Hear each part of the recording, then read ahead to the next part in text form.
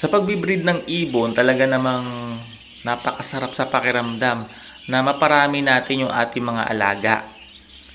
No, makita natin yung iba't ibang kulay nila, yung lumaki silang malulusog, at pagmasdan sila sa pagkain, sa paglipad. Pero talaga namang mas kasiyasiya kung ang mga ibon na ito ay maite-tame natin. Nasa mga kamay natin sila kakain, sa mga daliri natin ang magiging perch nila. At sa atin hihingi ng pagkain. Ngayong araw na ito, tuturo ko po sa inyo yung tamang pamamaraan kung paano i-handle ang mga ibon na tulad nito, mga parakeet o kung tawagin ay Budgerigar. Yung step by step na ginagawa natin kung paano natin sila i-handle, mapapalaki ng ganito at soon para sa free flight din. Habang naka-lockdown tayo, di ba na tayo pwedeng lumabas para mag-free flight. So, indoor muna tayo, indoor record. So, panoorin nyo po kung paano natin ginagawa ang pag-handfeed sa mga ibon na ito. Sa pag-handfeed ng parakeet o Budgerigar, magsisimula tayo sa ganitong kalaki, kung saan tumutubo na yung mga down feathers niya. Ang ibon na ganitong kalaki ay nasa 12 days na mula sa pagkapisa niya. So sa panahon na to, madali siyang i-handfeed. Ayan o, ano siya kumain. Yung appetite niya ay malakas na, kaya hindi ka maiinip na pakainin siya. Pero wag din tayo masyadong malibang sa pagpapakain kasi yung mga ibon na katulad nito ay talaga namang malalakas kumain. Baka masobrahan sila. Maimpatyo at di rin maganda sa kanila yon. Sa ganitong kalaki naman, pwede rin natin tong i-handfeed pa. Nasa 16 to 18 days yung ganitong kalaki na pwede pa nating simulang i-handfeed. Kung mas malaki dito, pwede pa rin natin i-handfeed kasi ang mga parakeet, mas madali silang paamuin kaysa sa mga African lovebirds. Ang formula na ginagamit naman natin ay yung dati pa rin na ginagamit natin sa African lovebirds. 50% Cerelac at 50% Marby breadcrumbs.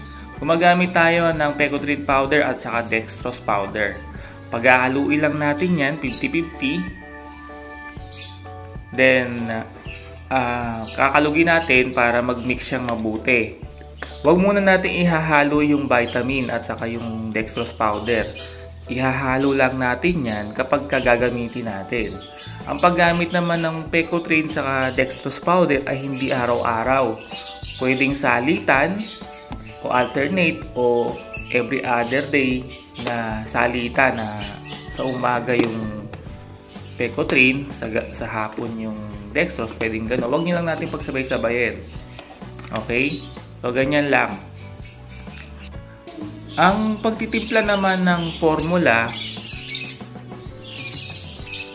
ay tatansyahin nyo lang sa dami ng inakay nyo para hindi masayang. Pero itong formula na to, tumatagal siya ng hanggang maghapon. Mula pagtimpla mo sa umaga, hindi siya mabilis mapanis. Pero mas sure tayo, ilagay natin sa rep kung mayroong maraming natira. Pwede nyo yung bantuan ng mainit na tubig pagkagaling sa rep. Pwede rin naman na ang formula na to ay hindi nyo na gamitin ng maligamgam na tubig.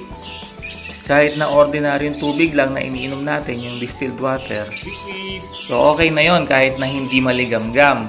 Pwede rin siya. Tested ko na kahit hindi maligamgam, kakainin din ng parakeet.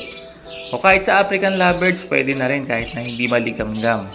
Sa paggamit kasi ng maligamgam na tubig, hindi natin masyadong natatansya yung init niya kasi minsan sa pakiramdam natin ay okay na yung init niya, malamig na, pero sa ibon maaring mainit pa rin yon. May na-experience kasi ako na nabigyan ko ng medyo maligamgam na tubig, nasa tansya ko ay malamig na, pero nangyari namatay yung inakay. Kasi siguro napaso yung crop niya. So, yun yung ikinamatay niya. Meron tayong isang inakay na namatay dahil doon. Ngayon, sinishare ko lang sa inyo na posibleng mangyari yon. Kahit na ano pang ginagamit yung formula, katulad ng mga nag-PPM sa akin na nagtatanong bakit ganon, ibang formula yung ginagamit lang, mamahaling klase ng formula, pero namamatay pa rin yung inakay. Kahit naman kung sa breeder natin yung pasubuan, may pagkakataon pa rin na mamatayan. Kasi ang inakay, iba-iba yung ano niyan yung genetic niya iba-iba yung mutation din niya. So baka yung inakay na nakuha natin, mahina yung kanyang genetics. Kaya kahit na inaalagaan nating mabuti, ay may posibilidad pa rin na mamatay. Kapag ka maliliit pa yung inakay natin, ang pagpapakain natin sa kanya mas madalas. Aabot tayo siguro ng mga 5 to 6 times a day pagka maliliit pa sila. So habang lumalaki sila, dumadalang na yung pagpapakain natin. Nagiging 4 na beses na lang, 3 beses, tapos hanggang sa 2 beses na lang pagka yung malalaki na sila. Habang maliliit pa yung mga ibon na katulad nito, mas madalas natin silang papakainin, siguro mga 5 to 6 times a day. At pwede natin silang pakainin ng sabay-sabay na bilang grupo. Lagay nyo lang ng sapin yung ilalim nila para hindi sila yung mga dumi pumunta sa ilalim at hindi kumapit sa kanilang katawan. Pwedeng sodas o yung pinagkataman ng kahoy. Pero kapag ka ang ibon ay lumaki na katulad nito, malaki na sila, na kukumpleto na yung balahibo, dapat dito, individual na natin silang papakainin. Para hindi nila maisip na yung kasama nila, na kapwa ibon nila yung nagbibigay sa kanila ng pagkain. Kailangan malaman nila na sa atin naggagaling yung pagkain na binibigay natin sa kanila. Okay? Ngayon, kapag ang ibon ay lumaki na, katulad nito, uumpisahan na natin yung disiplin ng pagtawag. O dito magsisimula yung discipline ng recall. O bago natin pakainin, ibababa natin sa lapag, tapos tatawagin natin. Pagka lumapit sa atin, patungtungin natin sa daliri natin, saka natin papakainin. Ganyan. Ibaba natin, tatawagin. Paglapit niya, tutungtong yan sa daliri natin. O kung hindi pa, unti-unti natin siya sasanayin na tumuntong sa daliri natin. Tapos saka natin bibigyan ng pagkain. O yan yung umpisa ng disiplina, no, sa pagre-recall, na tatawagin natin siya paulit-ulit hanggang sa mabusog na siya, mapuno na yung crop niya. Yung ganitong kalaking inakay, yung syringe na 10 ml, no, puno nun ay busog na siya, isang ganon sa isang ibon. Paulit-ulit lang natin gagawin niya habang ganyan na hindi pa sila marunong lumipad. Susimulan na natin yung pagtawag, papakain, hanggang sa matutunan na nila na bago sila kumain, yung pagkain na makukuha nila yun sa kamay natin. Pagdapo sa kamay natin, doon nila makukuha yung pagkain na kailangan nila. Yung mga ibon, pagka medyo malalaki na, dapat ilalagay natin siya sa cage na. Tapos tatawagin natin sila mula dyan sa loob. Pag nilagay na rin natin sila dito sa cage, unti-unti nang lilinis yung kanilang mga balahibo. Yan. Kung sino yung unang lumabas, siya yung una natin papakainin. Disiplina rin yun na kung sino yung unang lalabas, siya yung unang kakain. At yung mahuhuli, siya rin yung mahuhuli kumain. Gagawin nyo din yung unang kumain, ipupulpid nyo, tapos yung mga nahuli, medyo babawasan nyo ng konti yung pagkain nila, no? Para sa susunod, sila naman yung mauunang lumabas. Sila yung mas magmamadaling lumabas. Okay? So pagka ganito ng kalalaki, tuturuan na natin tumalon papunta sa daliri natin. Ulit-ulit lang na yan. Kapag ganito kalaki kasi hindi pa sila yung paglipad nila wala pa sa ano, wala pang control. Kaya minsan nahuhulog sila. So dapat yung pagtawag natin mababa lang muna para hindi mabigla. Hanggang sa makasanayan nila na habang lumalaki yan, magkakaroon na yan ng control sa paglipad. Pagka ang ibon ay malakas ng lumipad at meron na ring control, makikita mo yan. Makikita mo yan sa kanila kapag tinawag mo. Tingnan nyo to. Ayan, medyo yung paglipad niya, nakakapaghang na siya sa ere. Ayan o. Yun. Nakakapaghang na sa ere. Ibig sabihin, maganda na siyang lumipad. Pag ganito, medyo na pwede natin taasan yung daliri natin. Ayan. Okay? At siyempre, huwag niyong kakalimutan na paarawan sila para makakuha sila ng natural vitamin D3 mula sa sikat ng araw.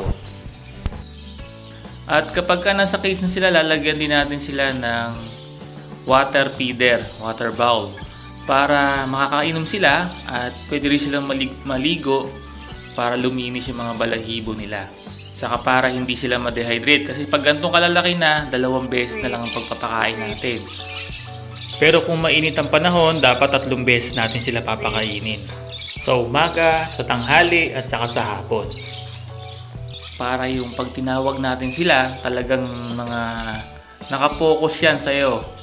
Kasi medyo gutom sila. Pero yung pagpapakain ng umaga saka hapon, ipupulpid natin sila. Pulpid sa umaga, pulpid din sa hapon. Pagka may control na sila at maganda ng lumipad, gagamitin na natin sila, tuturuan na natin sila sa T-bar.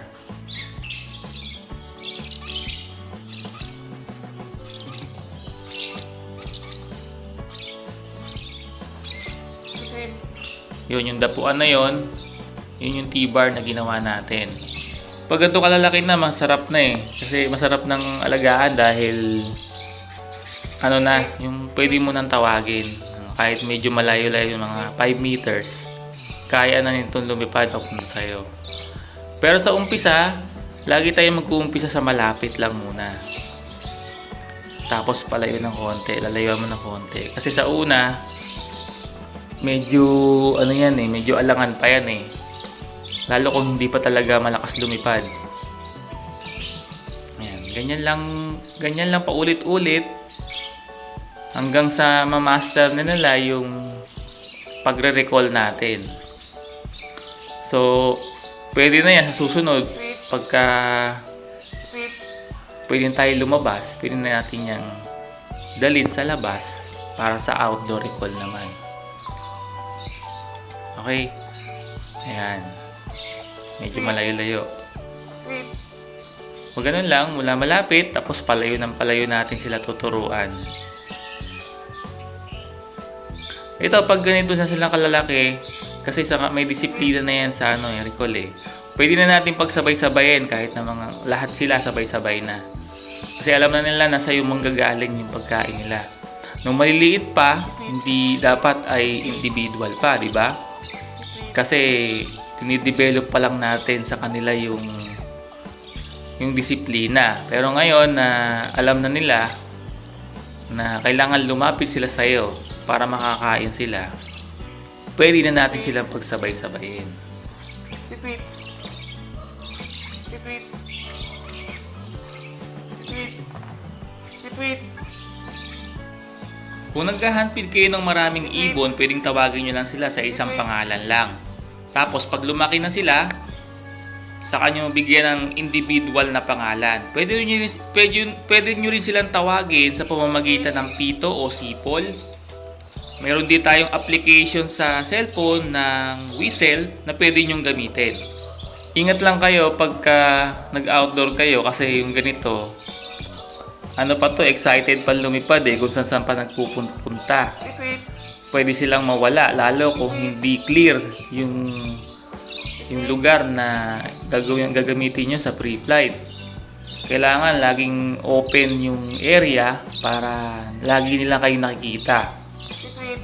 Kasi kapag ka ni-recall nyo to sa mga lugar na maraming bahay na pwedeng pagka ganun, pwede silang mawala. Kasi mabilis lang lumipad to. Sa segundo, malayo na yung mararating nila, no?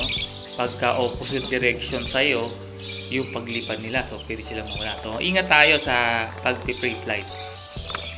Kung mag-pre-flight tayo, siyempre mas maganda kung gutom yung mga ibon bago natin i-pre-flight.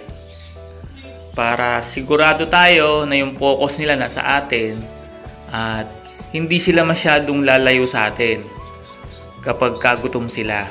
Shoutout po sa ating mga kahabi, Yuan Asen Rama, Wydemir Liam Parson, Mix Bulilan, Edniel Labador, Arens Genesis Garcia, Kebs TV, Mark Glenn Ballesteros, Mark Lester T, Clifford Carbunco, John Aaron Disagun, Terence PH, Kenneth Tadeo YouTube, Alvin Peter Dulce, Vince Garcia, Donnie Mabilangan, Russell Navarro, Jean Joey Tubanya, Gian Soliman, Boy KY, Team Luyo, Jaime Sumalinog, Jomelson TV, Roger Valenzuela, at Anthony Orido.